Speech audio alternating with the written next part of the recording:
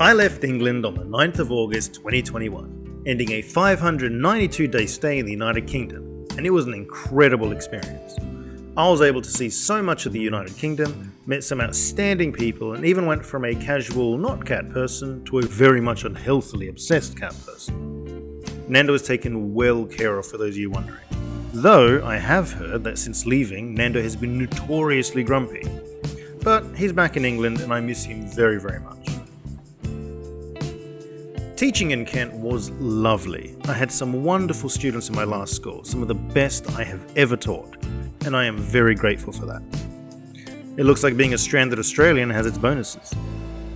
Which reminds me, my next video, prior to episode 4 of Flat Earth Debunked, is going to be a little plummet down the rabbit hole that is Australia's COVID insanity. And I'll be exposing how my home country has become a paranoid, psychotic nightmare. But that's for the next video. All in all, I've had many blessings since coming to England. And with that chapter of my life done for the time being, I'm moving on to hotter and more sand-filled ventures in the UAE in Abu Dhabi. Thankfully, and this is a big part of my stay in the UAE, there are stray kittens on my compound. But my introduction to these kittens was bananas.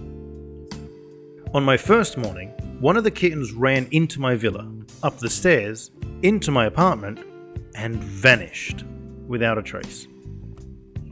After over 2 hours of searching every possible hiding spot, I finally found her, wedged behind the oven. I freed her, only for her to almost get stuck behind the fridge moments later.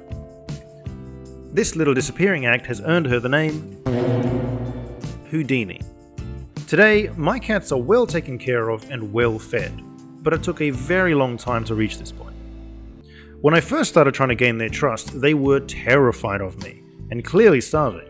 At the beginning, they would only eat the food I set out for them if I was about 30 meters away.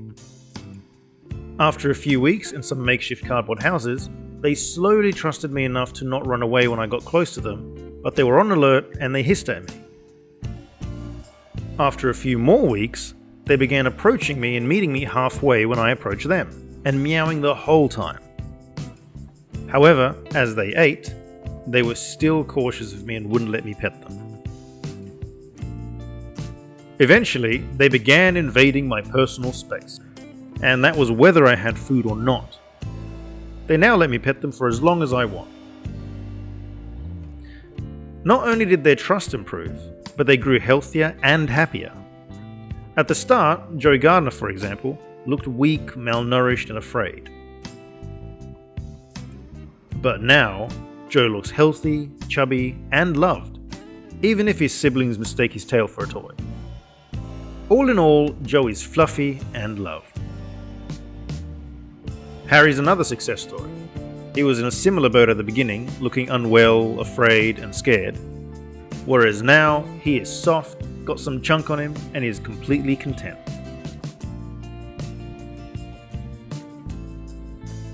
They all went through a similar transformation to this. Here's Timothy before, looking sad, down, and depressing, to after, where he not only looks 1,000 times better, but has a safe environment to be cute and fluffy with his siblings. All in all, there are 6 cats. There's Meghan, our newest arrival, named after Meghan Markle, because here comes Harry, named after Prince Harry.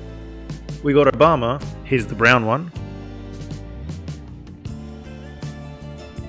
Timothy, one of the OGs.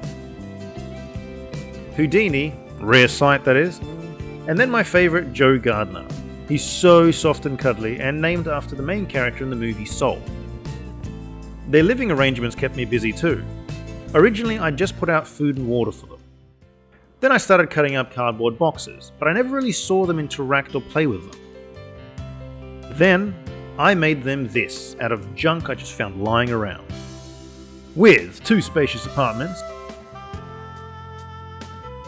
a sturdy roof providing shade, an open concept exterior wall, soft bedding and a scratch mat, and even ropes for exercise. This home is the perfect sanctuary for only the finest of cats. Seriously, they love it. If you'd be interested in finding out more about my cats, let me know in the comments section, and I'll see if I can make a series where you'll find out: is Obama pregnant? Why is Houdini so antisocial? Will this new cat be a regular? Where'd he come from anyway?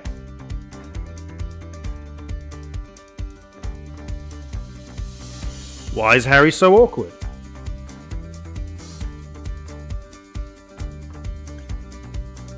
And more.